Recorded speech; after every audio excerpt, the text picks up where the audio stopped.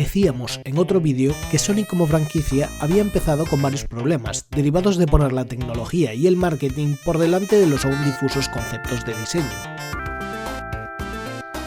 Así, el primer Sonic the Hedgehog estaba definido por la necesidad de memorizar mapas y recorrer los espacios en un tiempo determinado, casi como un juego de ritmo al que adecuarnos y sin mucha capacidad para reaccionar.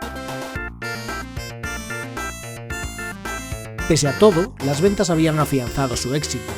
Fue el juego más vendido de 1991, con 2 millones de copias. No tenía un mundo tan amplio y tan diverso como Super Mario World, pero lo había compensado con una vistosa presentación. Con un pie en la puerta, Sega lo tenía fácil para apostar por una secuela en la que poner toda la carne en el asador. Y, como no podía ser de otra forma, el desarrollo empezó con problemas.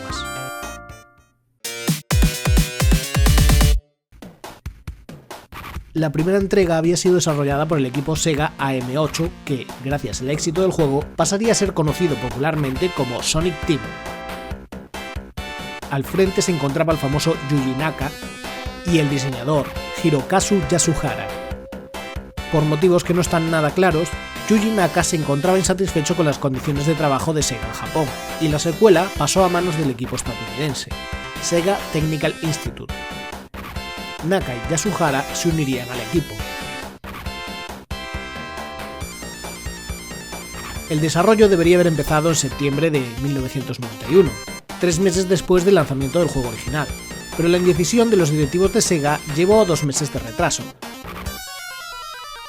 con el añadido de que la fecha de entrega para las próximas navidades obligaba a que el juego estuviera listo para el tercer trimestre de 1992, lo que dejaba menos de 9 meses de desarrollo.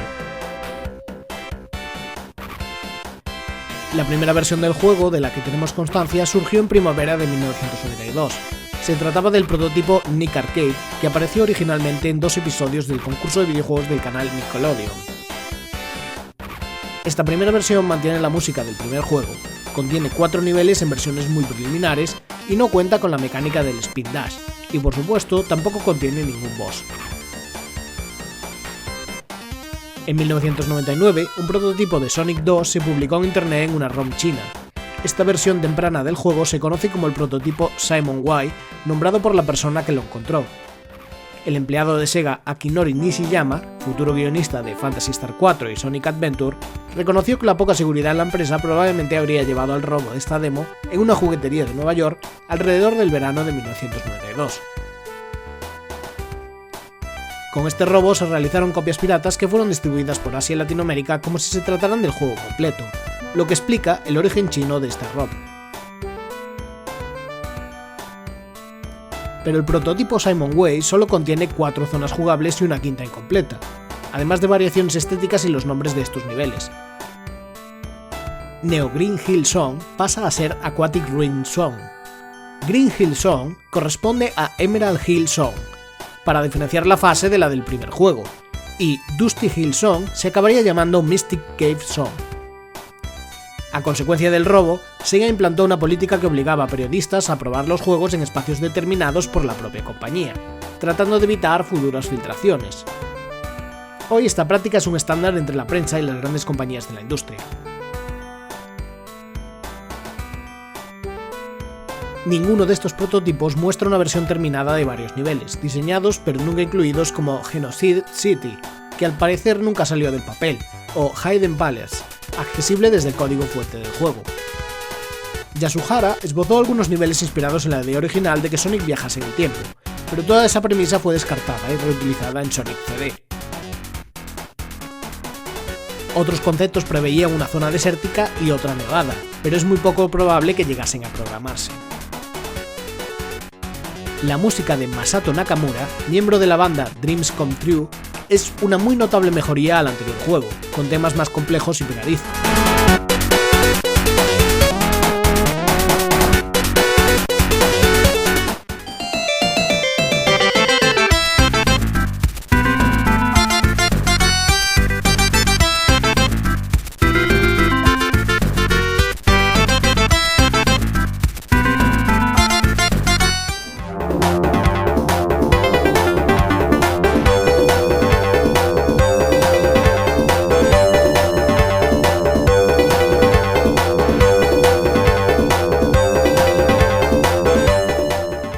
quizás con la única excepción del tema de Super Sonic por su breve duración, que lo convierte en un loop no muy afortunado de escuchar.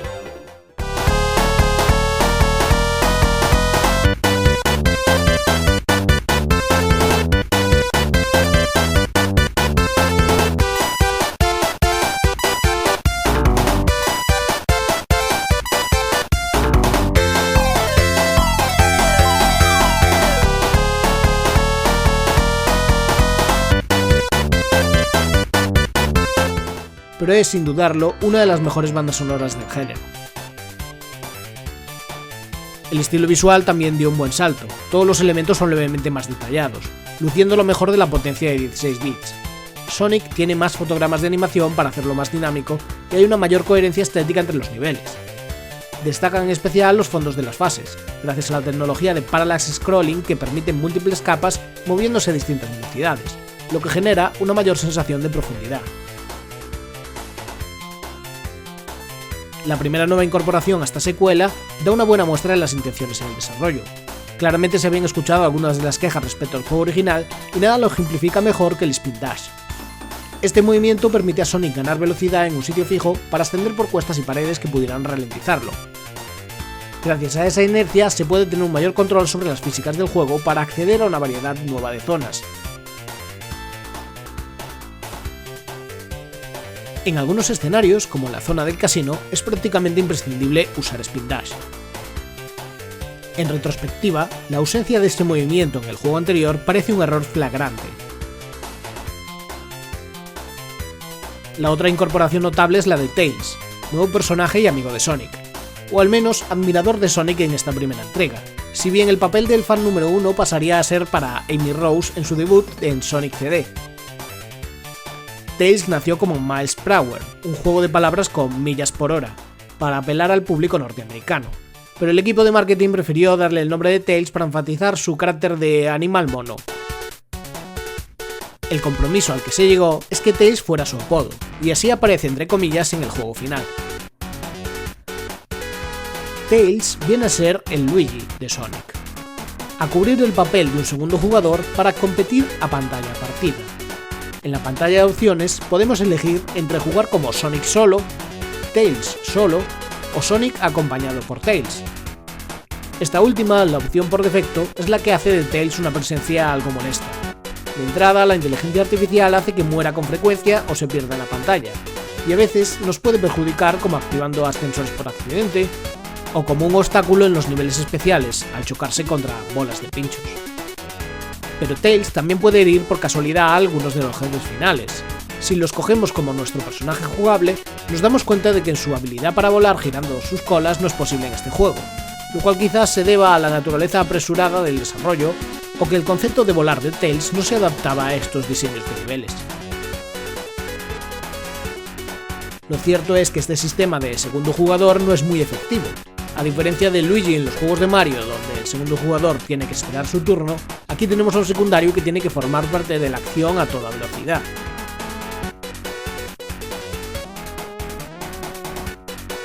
Con todo, si lo hemos tenido como acompañante durante toda la aventura, su ausencia en las dos últimas pantallas es notable.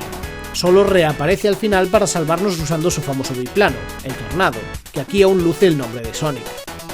Aunque no creo que fuera la intención, esta ausencia otorga a los dos últimos niveles una sensación de mayor peligro. Su reaparición para salvarnos en el último momento, en el final convencional, es muy bienvenida. Quizás no es tan descabellado ver aquí un precedente de las ideas de perder compañeros en ciertos momentos del juego, como los casos de otros juegos como Brothers: A Tale of Two Sons o The Last Guardian. En esta secuela, los niveles son más rápidos y fluidos, con menos momentos donde se quiebre el ritmo del jugador, si bien aún existen.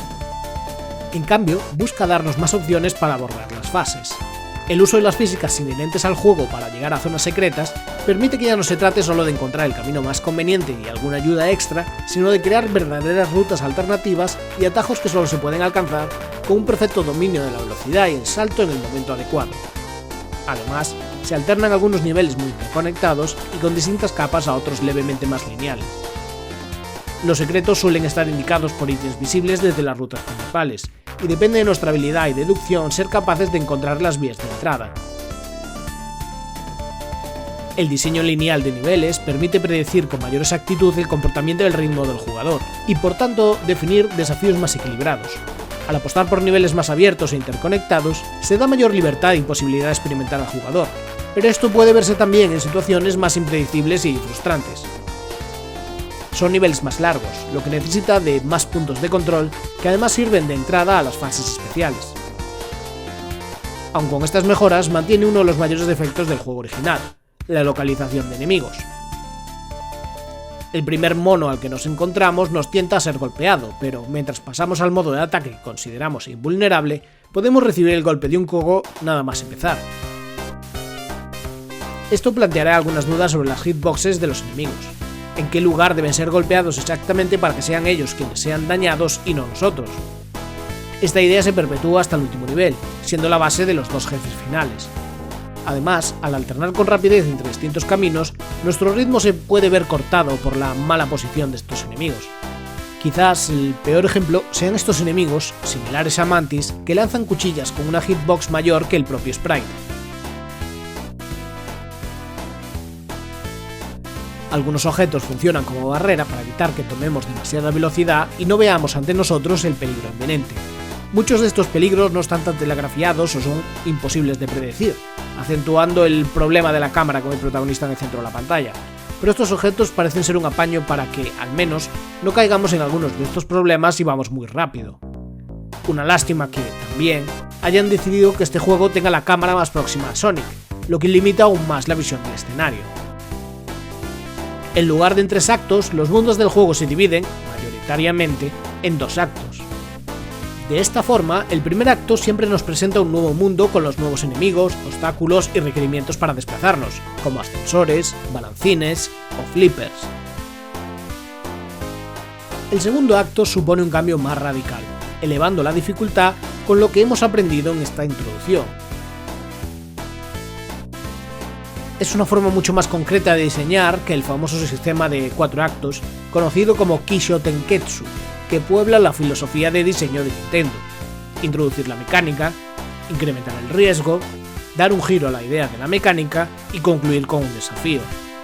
El aspecto más positivo de este sistema de 2 actos es que es difícil aburrirse de un mundo ante la variedad de diseños presentados, y esa sensación de inmediatez y constante cambio se ajusta como un guante al concepto del juego. El primer mundo es Emerald Hill Zone, básicamente una iteración sobre la Green Hill Zone original. Es bastante generosa con los anillos y la exploración impide que nos perdamos. El tono familiar para quienes conocían el primer juego permite que resulte una reintroducción de los conceptos, y en especial, familiarizarnos con el Spin Dash y los saltos más elevados. Chemical Plant Zone eleva la dificultad entre las distintas rutas. Aquatic Ruin Zone es un ejemplo perfecto de la filosofía que guía esta nueva entrega. En lugar de seguir los pasos de la fase submarina del juego original, Labyrinth Zone, y obligarnos a caminar por zonas acuáticas, el nivel se divide en varias rutas que permite incluso evadir por completo el agua durante todo el trayecto. Es cuando fallamos y caemos al agua donde nos vemos abocados a buscar burbujas para respirar, pero podemos buscar nuevas vías de acceso para volver a la superficie. En otras palabras, un jugador primerizo se verá en dificultades, pero uno veterano podrá optimizar sus rutas sin encontrarse con ningún problema. Casino Night Zone retoma la idea de Spring Yard Zone, apostando esta vez todo a convertir a Sonic en una pelota de pinball. Esta idea vuelve una y otra vez y cristalizaría en Sonic Spinball, con muy buena fortuna, y de un modo mucho más frustrante y aleatorio en Sonic CD. La posibilidad de usar a Sonic en tragaperras para conseguir anillos extra, a cambio del riesgo de perder una vida, hace de este nivel algo más sosegado que el resto, indicando que podemos pasar más tiempo aquí tratando de conseguir vidas y continuaciones.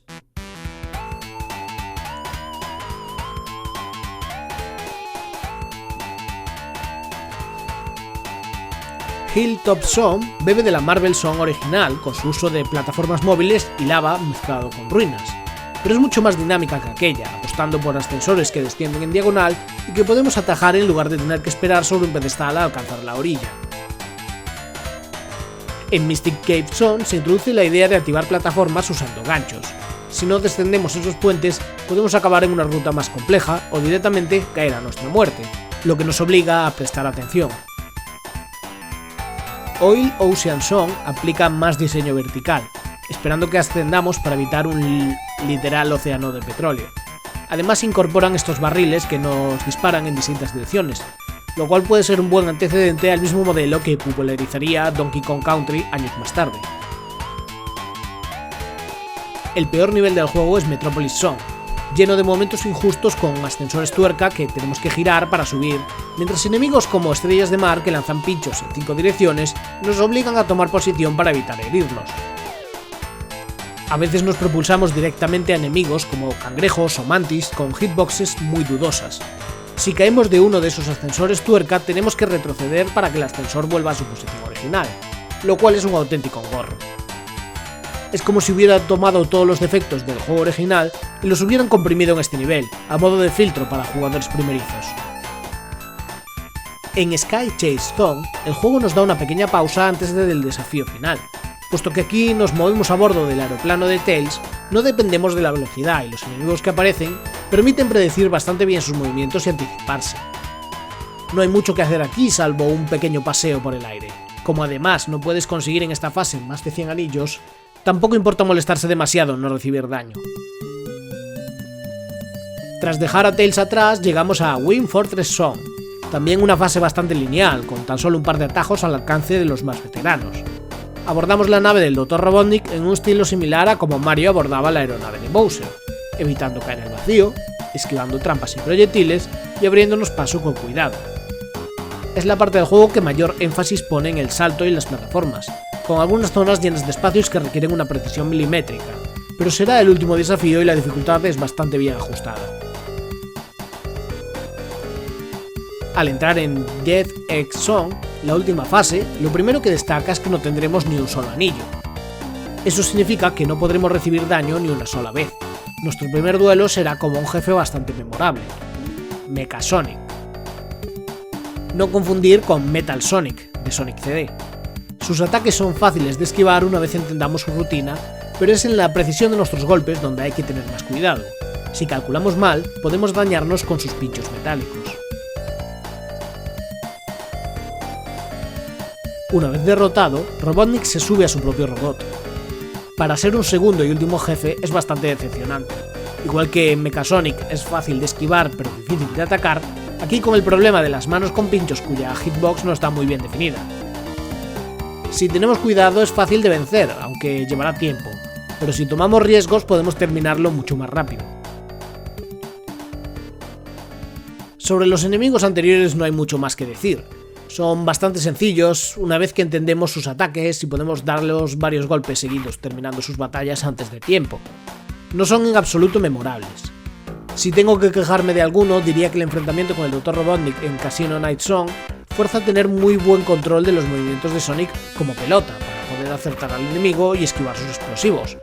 Es un jefe incómodo por la dificultad de movimiento del personaje, no porque suponga en sí mismo un desafío. Para acceder a las fases especiales necesitamos recopilar 50 anillos y saltar en un poste de control. En principio, la idea de que haya varios postes a lo largo de un mismo nivel significa un mayor número de oportunidades de conseguir una esmeralda del caos. Chaos. Pero dadas las extrañas posiciones de algunos de esos postes y la dificultad para volver sobre nuestros pasos, cuando continuamos desde el poste más avanzado en ese nivel, en realidad es una idea de diseño bastante contraproducente. A diferencia de aquellas fases de bonus en el original donde apenas podíamos controlar a Sonic, las nuevas fases especiales nos proponen hacernos con un número concreto de anillos a cambio de una esmeralda del caos. Chaos. No sabemos en qué lado del recorrido van a aparecer, si bien los anillos suelen aparecer en la dirección en la que la cámara se inclina, pero además puede haber bolas de pinchos que nos dañen y la exigencia con el número de anillos necesarios para progresar se va incrementando. Al conseguir las 7 esmeraldas, activamos el modo de Super Sonic. Esto significa que después de conseguir 50 anillos y saltando, Sonic se transforma en una versión rubia e invulnerable de sí mismo que hace más fácil completar el resto del nivel. Es más bien una pequeña sorpresa y sirve para desbloquear el final alternativo, pero poco más. La música que acompaña a su transformación, como decíamos antes, se puede volver un tanto repetitiva y la transformación dura hasta que agota nuestros anillos. El juego volvió a contar con un port para Master System en 8 bits. Con la salida de Sonic & Knuckles en 1994, era posible conectar ambos cartuchos para desbloquear un nuevo juego, Knuckles the Echidna in Sonic the Hedgehog 2, que permitía jugar al mismo juego ahora con un nuevo personaje, pero que implicaba también incluir secretos en zonas solo accesibles a las habilidades de planeo y trepar de Knuckles. En 2013 también tuvo un remaster de la mano de Christian Whitehead, más conocido como Taxman, que llevaría a Sega a confiar en él para el lanzamiento de un nuevo juego, Sonic Mania. Este remaster, principalmente orientado a dispositivos móviles, añadía pantalla panorámica, el nivel descartado, Hidden Palace Song, la habilidad de volar de Tails y Knuckles como nuevo jugador. Más de 3 millones de cartuchos se agotaron en las 2 primeras semanas. Para 1993 era el juego de 16 bits más vendido de la historia, calculándose que habrá vendido más de 8 millones de copias en todo el mundo. Tras el comienzo algo incómodo pero exitoso, la fórmula de los juegos clásicos de Sonic se refinó aquí, con mayor gusto y confianza.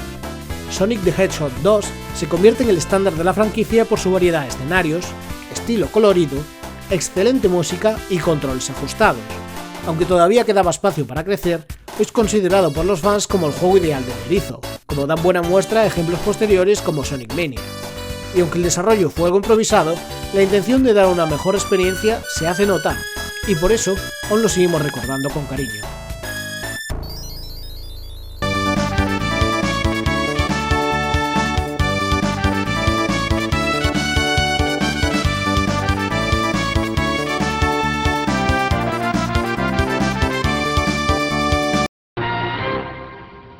They say all work and no play makes Johnny a dull boy. But there are a lucky few who get to play at work and make it pay. In fact, Apple Computer was put on the map by a couple of young men employing just such a strategy. Now a similar story may be unfolding near Dallas. Despite the frivolity at id, it's a lot of 16-hour days by programmers, artists, and designers that make the game successful. And the place does have the magic of a successful enterprise. Work and play here are the same thing.